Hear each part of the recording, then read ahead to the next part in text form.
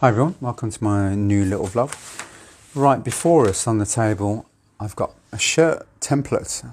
I draped, I'm sure some of you are aware, I actually am quite unique in I drape all of my clients, the shirts and waistcoats, tailored waistcoats. So here before us, I've actually draped on my client a shirt, so you can see a front and a back. And now I'm going to just transfer this onto pattern paper, and then I'll start to square things off and true things up, as we say in the trade. So I'll just quickly show you, this is my front. I've already made a pattern for the front now, for the front shirt, and I'll cut that out once I've cut the back out onto the mock-up fabric. So here before us now, we've got the back. So you can see the back in its full glory here. Now, before I trace around it, I just want to just explain a couple of things. You can see this is a dart. I've actually pinned a dart out on him because he wants it quite shaped on the back. And I always like a clean finish on the back. I don't like any bagginess on the back, so I always put a dart in. Now, traditional shirt makers, they won't put a dart in because it can affect the plaids, stripes and checks. Can misalign sometimes, and I'll usually take it out on the side seam. Now I may reduce this dart because it's quite a big dart, and then actually start shaping the side seams. Whatever I reduce on there, I can actually take it out more or add to the side seam, and that's what I'm going to do. Now also, when I always drape people and I always have a mock-up, I always keep the side seams totally straight. It's not shaped at all. It's only when it's on the customer, the client, that you start shaping, because sometimes they want more fitted, they want looser, so I can gauge the suppression and the tolerance, how much I need on the actual garment itself. So when I teach this, if I'm doing couture designs for women, I always keep a straight side seam, and it's only when I'm fitting them, I'll start to reduce it and shape it as much as they want in. So there we have it. Also, I can never emphasize enough to everyone all over the globe, please always make a mock-up. Even I'm a professional in the industry, I will always make a mock-up for every single garment I will make or design. It's the fittings that will create the perfect master pattern for you. You can be the best pattern cutter in the world, but you've got to have fittings, and every house will have fittings for their new designs or whatever. So always have fittings in the cheap fabric. A plain, you can see here, it's a plain cheap 50p a metre cotton fabric. And so always make a mock-up in this, and once the fit is perfect, then you proceed to actually cut it in the real fabric. Now also if you're doing dresses with sleeves and dresses with collars, or any shirts that have sleeves and collars in anyway, always have fittings without the collars and the sleeves. You've got to get the balance and the fit of the shirt right, so you can check the depth of the armhole, if it's too low, too high, if the side seams are fine, if the shoulder line is the exact right angle, the neckline's fine. Once that is perfect, then you can put your collars on and your sleeves on, and you won't have a headache. So that's a little tip for you, everyone. Now I'm just going to trace around here, so I'm just going to give you a little glimpse of how do I do things. So I've just draped this on the client, and I'm going to use my Sharpie so you can see it on video, on camera. So what I'll do now, I'm just going to draw. Now we've got to square things off and true things off, we call it in the trade. Make sure everything is accurate, squared off nicely. So I'm just going to get my ruler and just draw a line straight down. And then I'm going to put my centre back level with that now. And just so I know that's going to be all squared nicely once I start squaring things off. That's fine. And what I'll do is now, I'll just put whatever you got at hand. Put some scissors so it doesn't move. You know, you can put a can of beans on if you want to, whatever you got at hand. And I'm just going to trace around here now. And there's my side seam. As I said before, I always have a straight side seam. I never, ever will shape a side seam until it's actually on my client. And this goes for dresses or whatever. So this is a total straight line, and then once it's on the client, I'll take it in and suppress it, and I'll shape it how my client wants it shaped. So that's what I'm going to do. So I'll just draw around the armhole now. Just little dashes, that's fine. That will suffice. Where my shoulder line is there, come around the neckline, little dash marks, that's fine. Now, what I'm going to do next now is I'll just mark in my, provisionally just marking my side seam there now. And I'll take this off now. And what I do is, I will, before I do anything else, I've got too much on my table. I've got my little handy tracing wheel, and I'm just going to mark where my waistline, because I actually marked the waistline on my client, so I'll mark the waistline where it actually is there, and where it finishes at the top here, where my dart's going to finish. Now I always draw, you'll see darts will finish so many inches above. I never like that, because you'll get a little titty, what they call a little titty, a little bubble. So I always taper my dart, what we call dart legs, and I taper it to nothing right on the hem, and you get a beautiful streamlined line, and it's better than having it finish and you get this little bubble appearance. I don't like that. So I'm just going to take that off now, and what I'll do is, because I want to square, I want to make sure everything's aligned and everything's parallel, because when you're draping sometimes it's not parallel, and fabric's malleable, it stretches, it shrinks or whatever. So I'm going to mark my dart, the middle of my dart, to the edge of my centre back, and that is 5.5 inches. So I'm going to go 5.5 inches on the centre back seam here, 5.5, and I'm going to come down to the 5.5 and go up to the top of the dart, which is 5.5 here. And then I'm going to draw a line from the top of the dart right down. Now I know this line is totally parallel to the centre back line.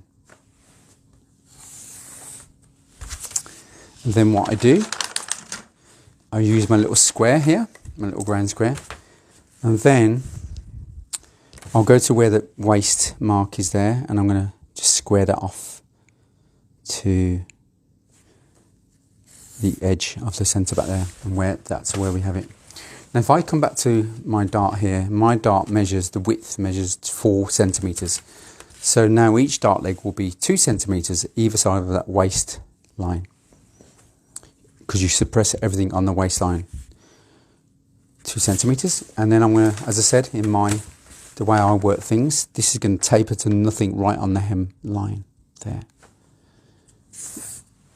And then pivot that round there, and then I'll finish it at the top of the dart there,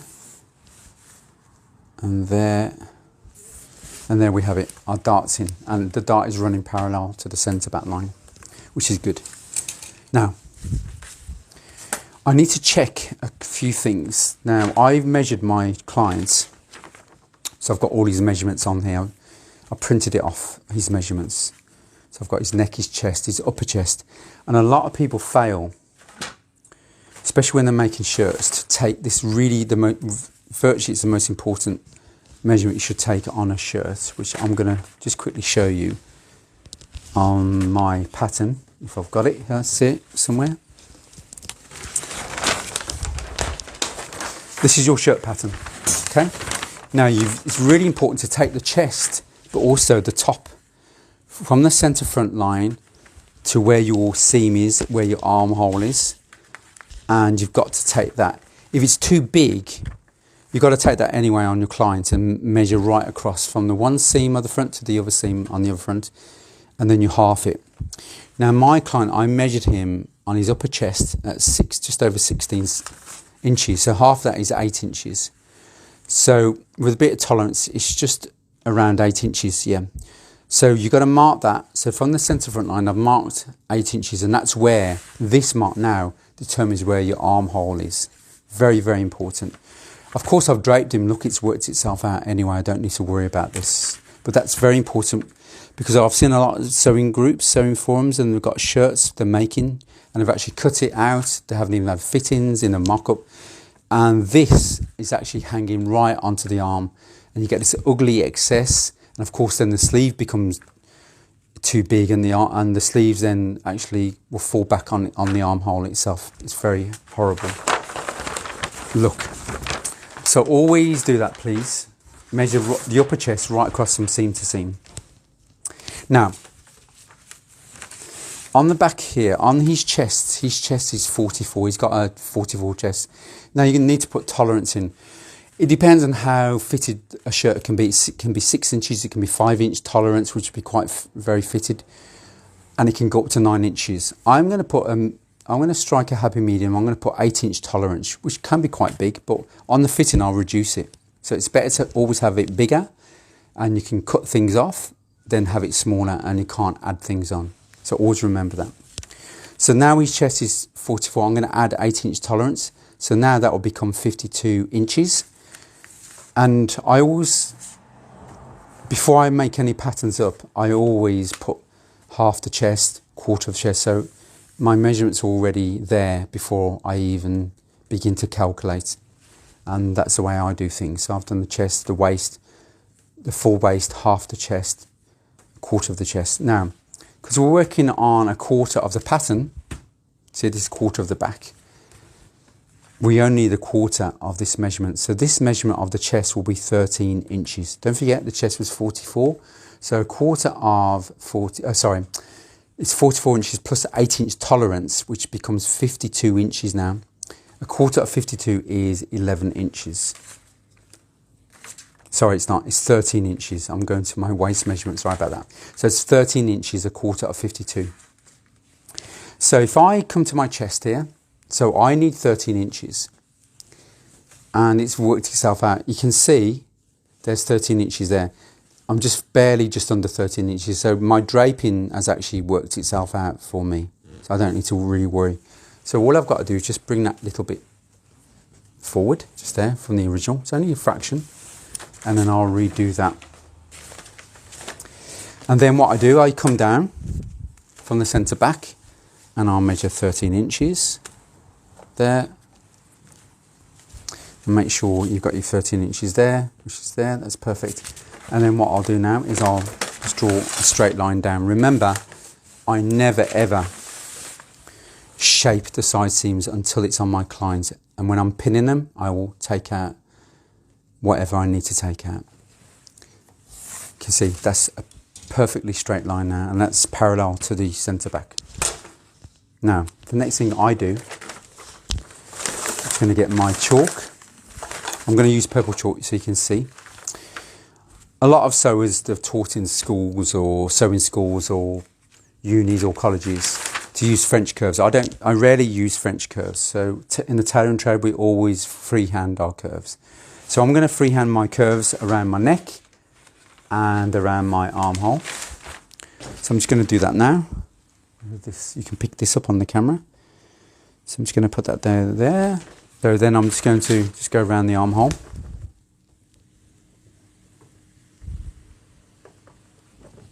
And there's my armhole.